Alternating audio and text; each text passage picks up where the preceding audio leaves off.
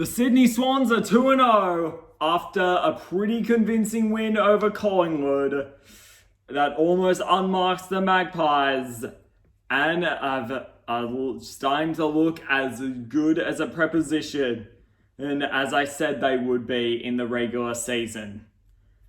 First of all, before I begin this, massive congratulations to Sydney.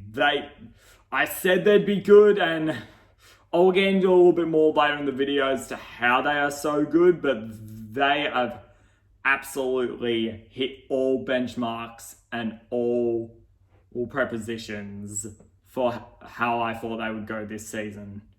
But to begin, I also want to talk about what the thumbnail of the video says, and that is a potential Premiership hangover at Collingwood.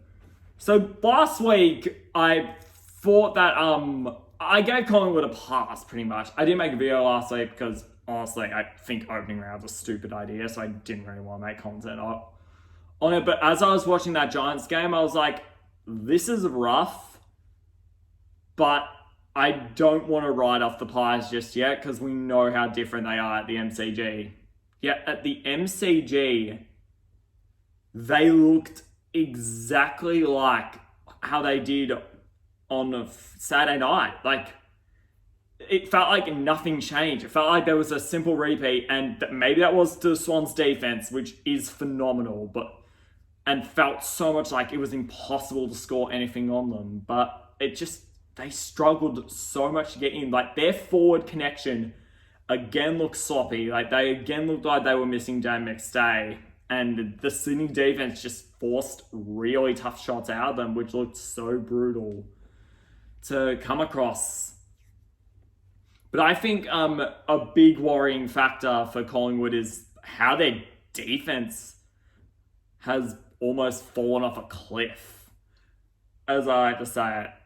Like, they are missing Nathan Murphy heavily. Like, in my opinion, Nathan Murphy allows Darcy Moore to do the things he has. And it is good that Nathan Murphy is taking time out of the game, because his concussion problems, like, it would have been hard for him to be able to, like, keep up. And you worry about, like, a player's more long-term future versus their legitimate being able to help on the footy field. So, like, it is very good that Nathan Murphy skipped out and is taking time off.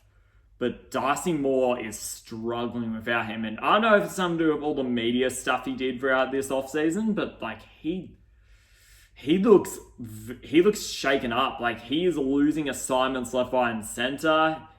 I don't think he's intercepted any serious mark this year after he intercepted everything in that qualifying final, it felt like, v Melbourne. And he just feels like a different player. Brayden Maynard has struggled. Like, their defense, which I said was a really good part. I loved how last year it felt like they were so hard to defend, even in the last few moments of games. It just felt like they'll win this in whatever situation, whereas early on, this is early data, and it's a long season. They can change. Again, it's not about who you play, it's when you play them. But their defense looks out of shape. It looks disorganized. It's actually kind of a worry.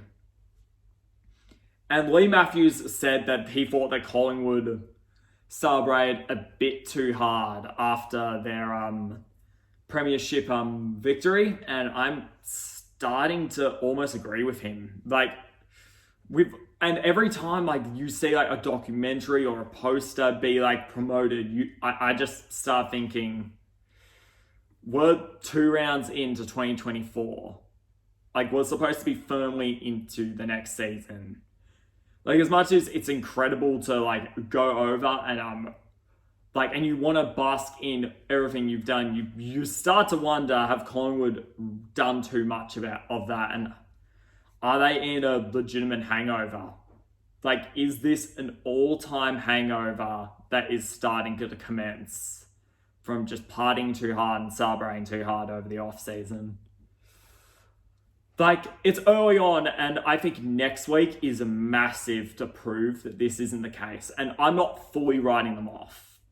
Like, this is not a full hangover yet. This is just there are warning signs, and you just wonder if you're a bit worried that, no, you are a bit worried about it. So, yeah, I feel like, I just stood still for like 5 seconds trying to think what I had to say there. But like, I, you just wonder, is like this hangover legitimate thing? Like, but stepping aside from that, I think like we really need to give some flowers to Sydney. A big reason as to why Collingwood looked so disheveled and so disorganised on Friday night was how good the Sydney Swans played. Here's something I will say about Sydney all year. They are a phenomenally coached team who feel like they take away your biggest... I think they are the hardest team to play against in the AFL. Not via talent. They're not the most talented team, but via just how they will play you. They will take away the most annoying team. They're the most annoying team in the AFL. They will take away the strengths you have whilst exploiting your biggest weakness. In opening round, I thought they forced Melbourne to kick long after they worked all season on playing quicker because of their defensive structure.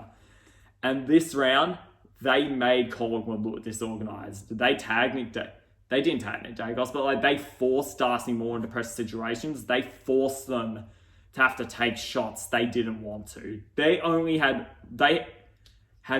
Every shot Collingwood took was beyond 30 metres, whereas Sydney had some easy running goals they got because of their work and just defense and just pressure. They were so sharp around the ball.